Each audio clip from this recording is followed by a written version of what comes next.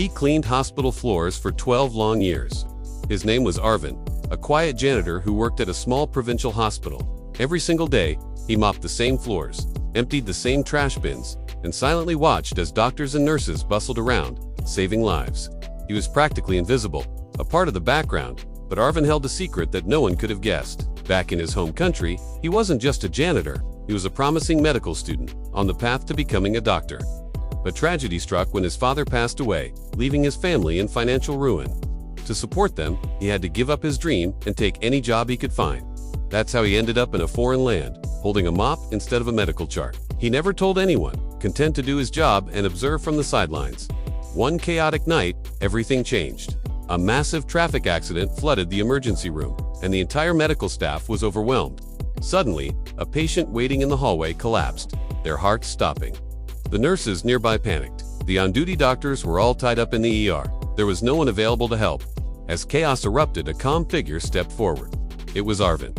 Without a moment's hesitation, he knelt down and began performing CPR with flawless, practiced precision. His compressions were steady, his rhythm perfect. A senior doctor, rushing past, stopped dead in his tracks. He watched in astonishment for a moment before shouting, "Who taught you how to do that?"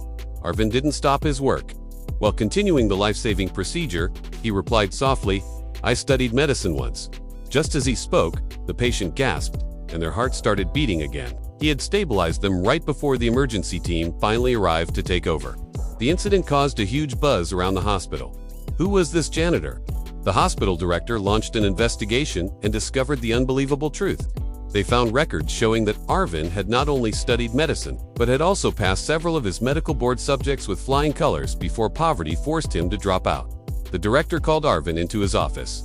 He looked him in the eye and said, "Son, you don't belong here holding a mop. You belong in our wards, holding a stethoscope." Moved by his story and his incredible skill, the hospital decided to sponsor the rest of his education. 3 years later, a new doctor walked through the hospital doors. He looked familiar, but he wore a white coat now, with a stethoscope around his neck. It was Dr. Arvin, the hospital's newest physician. His story reminds us that you never truly know the journey someone has walked or the incredible potential they hold inside.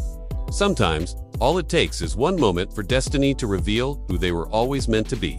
Thanks for watching. If this story inspired you, don't forget to like and subscribe for more.